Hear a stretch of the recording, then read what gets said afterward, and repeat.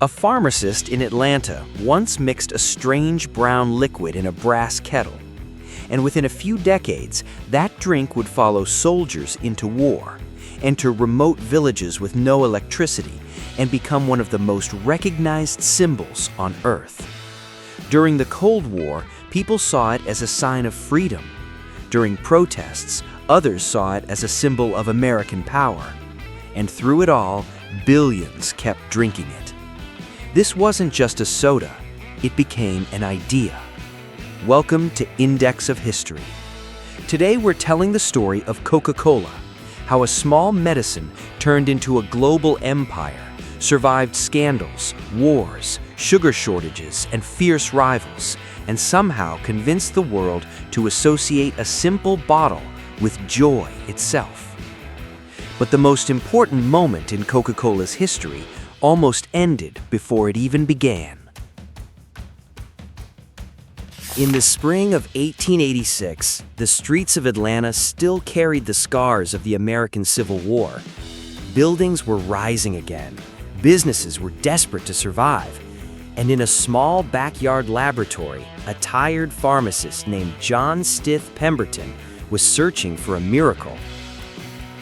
Pemberton wasn't trying to create a soft drink. He was trying to escape pain. Years earlier, he had been wounded in battle and became dependent on morphine, a common problem for many veterans at the time. Like countless others, he wanted relief without addiction. So he experimented with tonics, syrups, and chemical mixtures, hoping to invent something profitable and maybe heal himself in the process. One afternoon, he mixed coca leaf extract with cola nut caffeine and sweet syrup. The result was thick, dark, and bitter. At first, it was sold as medicine. It claimed to cure headaches, exhaustion, and nervous disorders. Customers could buy a glass for 5 cents at a local pharmacy soda fountain. Then, something unexpected happened. Someone accidentally mixed the syrup with carbonated water. The drink suddenly tasted lighter, alive somehow, refreshing. People came back for more. They weren't buying medicine anymore.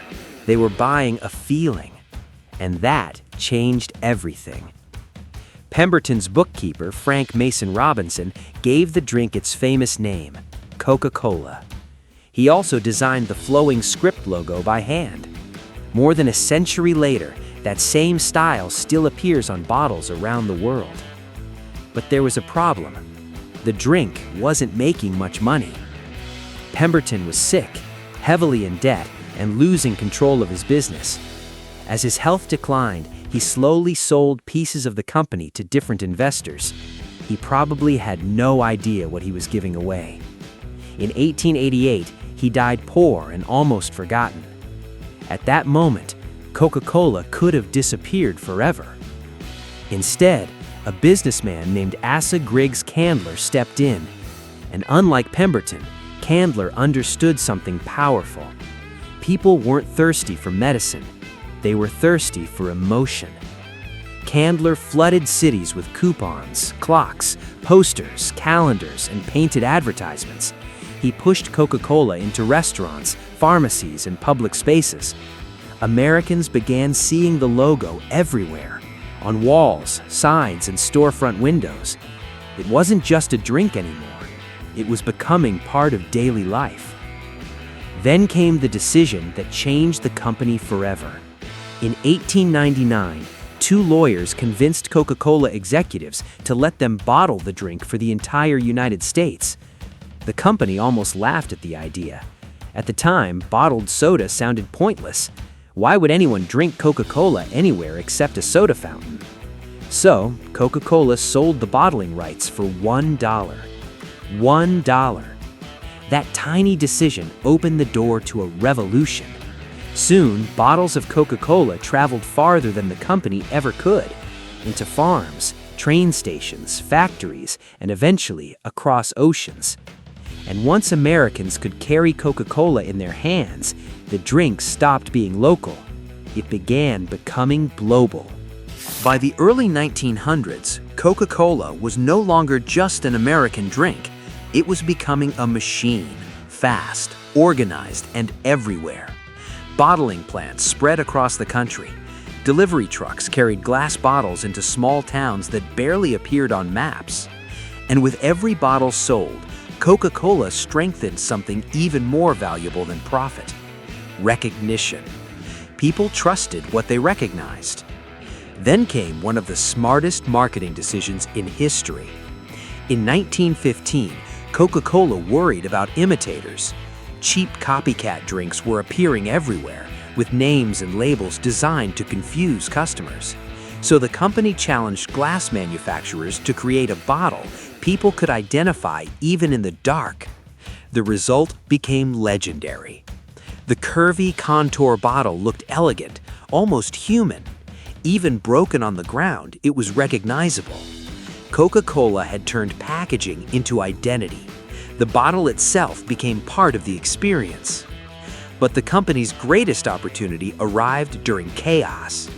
When World War II exploded across the globe, millions of American soldiers were sent overseas. Fear traveled with them. So did homesickness. Coca-Cola's president, Robert Woodruff, made a bold promise. Every American in uniform should be able to buy a Coke for 5 cents, wherever they were, no matter what it cost the company. That sentence changed the future of the brand. Coca-Cola followed the military across Europe, Africa, and the Pacific. Portable bottling plants were built near battle zones. Technicians traveled with troops. In some places, bottles arrived before peace did. To exhausted soldiers, Coca-Cola became more than a drink. It tasted like home. After the war ended, something remarkable happened. The soldiers returned home, but Coca-Cola stayed behind. Factories remained in foreign countries. Local populations had already developed a taste for the drink. In many places, Coca-Cola became tied to the image of America itself: modern, optimistic, wealthy, powerful. Not everyone liked that. In some countries, politicians called Coca-Cola cultural invasion in a bottle. Critics feared American influence spreading through advertising, music, movies, and soft drinks. Yet resistance often made the brand even more famous, because Coca-Cola understood a strange truth. The more people talked about it, the stronger it became. Then came another turning point, one that had nothing to do with war. It had to do with Christmas. During the 1930s, Coca-Cola advertisements began showing a warm, cheerful version of Santa Claus dressed in bright red and white. Before that, Santa looked different in many cultures, sometimes thin, sometimes serious, sometimes dressed in green.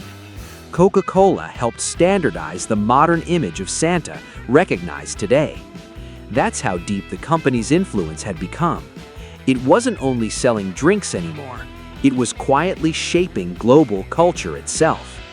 And soon, Coca-Cola would face the one rival powerful enough to threaten its empire. By the 1970s, Coca-Cola seemed unstoppable. Its logo covered stadiums, highways, diners, and television screens.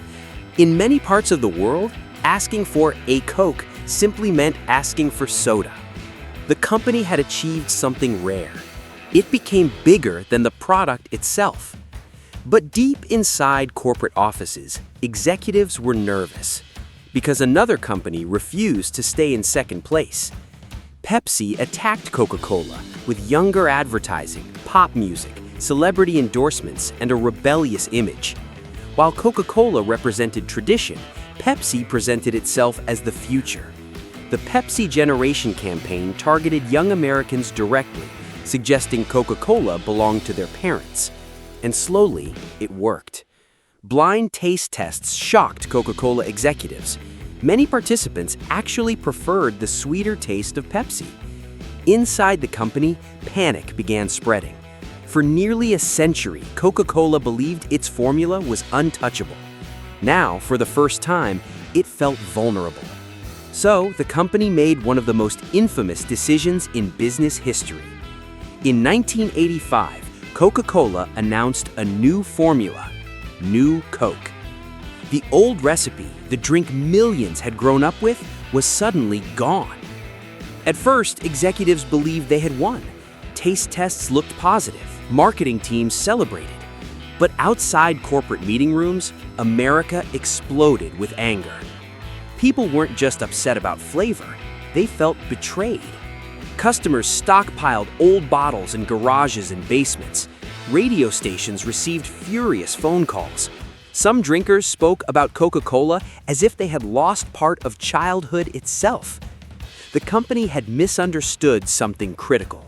People had emotional ownership over the brand. Coca-Cola wasn't simply selling sugar and caffeine, it was selling memory. Family dinners, summer afternoons, baseball games, first dates, road trips. Changing the formula felt personal. Just 79 days later, the company surrendered. The original drink returned under the name Coca-Cola Classic. And strangely enough, the disaster saved the company. Sales surged. Media coverage flooded television and newspapers. Customers celebrated the return like a national event. Coca-Cola had accidentally reminded the world how deeply people cared about the brand. But while Coca-Cola survived the Cola Wars, a much larger problem was rising quietly in the background: health concerns. By the 1990s and early 2000s, doctors and researchers increasingly connected sugary drinks to obesity, diabetes, and other health issues. Suddenly, soda companies faced criticism from parents, schools, and governments. The image of happiness and refreshment started colliding with conversations about public health. For the first time in decades, Coca-Cola faced a dangerous question. What happens when the world no longer trusts sugar?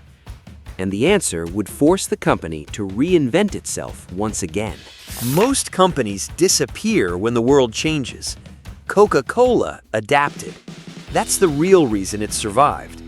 As health concerns grew, soda sales began slowing in several countries. Younger consumers wanted bottled water, energy drinks, coffee, and healthier options. Some governments introduced sugar taxes. Schools removed soda machines.